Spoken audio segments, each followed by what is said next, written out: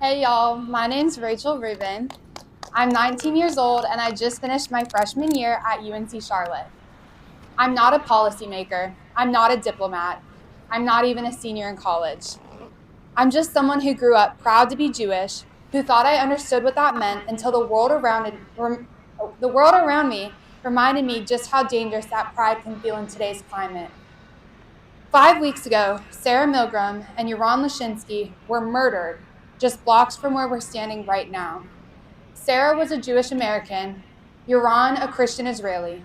They both worked as embassy staffers. They were civilians, public servants, bridge builders. But they were murdered for one reason: they stood for Israel. They were targeted because they represented the Jewish state's presence, identity, and sovereignty. Their deaths weren't random. They weren't meaningless. They were part of a pattern that every one of us must confront. Since their killing, the rippling effect has only grown darker. Jewish families were being firebombed during a peaceful march in Boulder. Synagogues are under threat. Jewish students are being harassed online and in person. Iran continues its campaign of incitement, targeting Jews not just in Israel, but worldwide. And finally, after months, after years of restraint, Israel responded. The United States thankfully joined.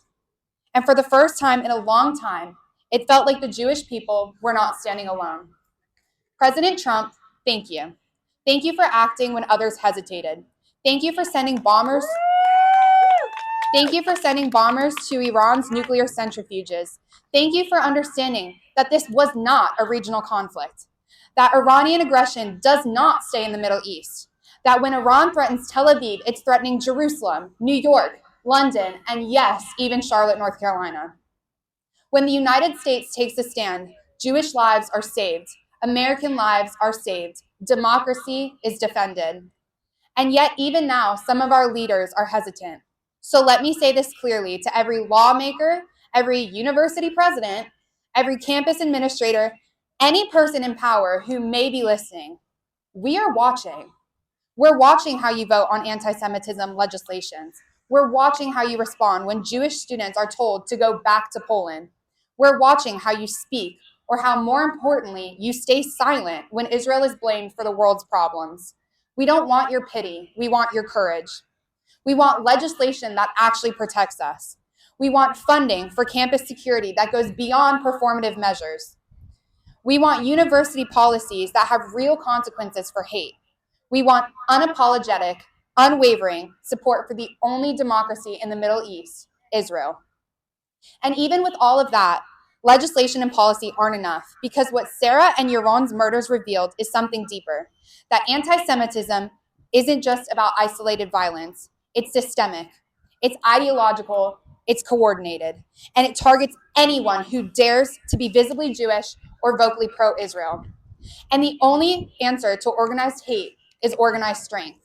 I learned that not in a think tank or on a mission trip, but on my college campus.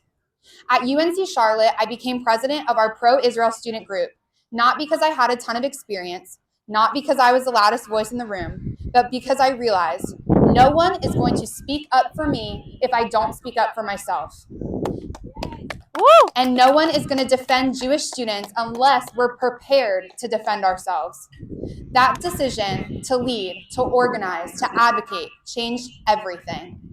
But I wasn't starting from zero, because I had something too many students don't: a foundation, a sense of history, a toolkit for advocacy.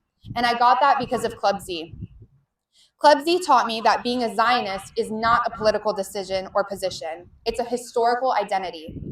It's about understanding that the Jewish people aren't just a religion or culture. We are an indigenous people. We have a 3,000-year connection to the land of Israel.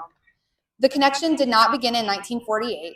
It didn't begin with Herzl. It began with Abraham, Sarah, Moses, Deborah, and David. It's carved into the stones of Jerusalem and the songs of our ancestors. When you know that story, you don't need a script. You don't need to memorize responses. You only speak the truth. So when Students for Justice in Palestine doxed me, when they posted all of my personal information, tried to intimidate me with death threats, tried to make me feel afraid, I didn't back down because I knew who I was.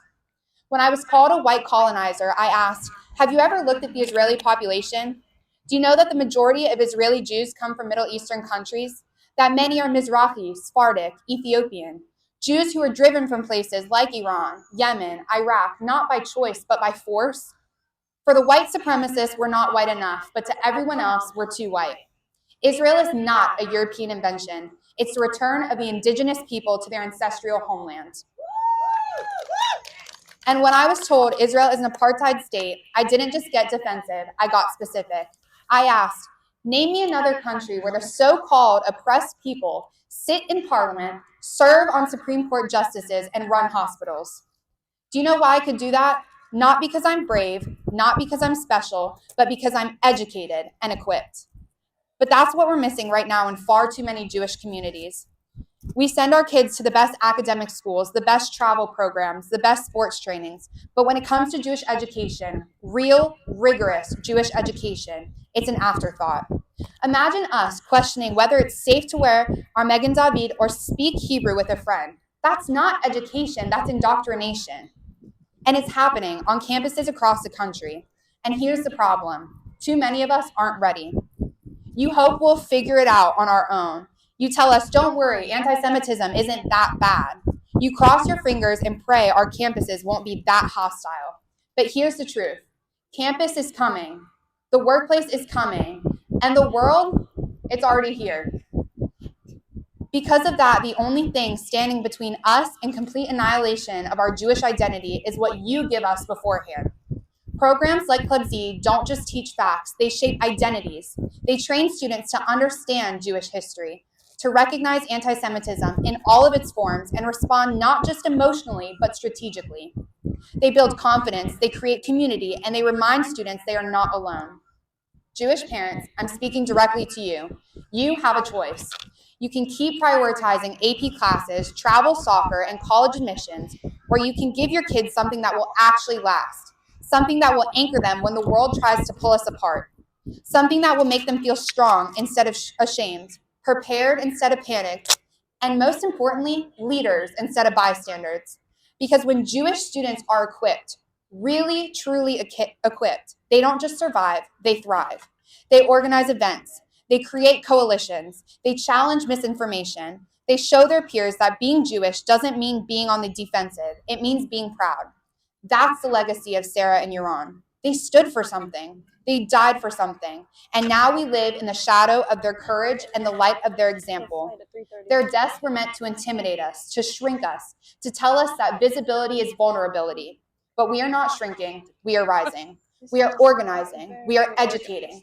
We are preparing the next generation of Jewish advocates who will step onto college campuses and into boardrooms and speak with clarity, strength, and unapologetic pride. We may not be able to stop every act of hate, but we can create a generation of young Jews so grounded in who they are that the hate doesn't stick, that the lies don't land, and that the shame never finds a home. We are the descendants of survivors, of builders, of visionaries, of revolutionaries. We are not here to be quiet. We are here to lead. So let's do the work. Let's give our children the history, the tools, and the vision to walk in any room and say, I am Jewish, I am proud, and I am not going anywhere. Woo! This is how we honor Sarah and Yaron. This is how we fight back. This is how we win. God bless America, Am Yisrael Chai, and thank you. Woo!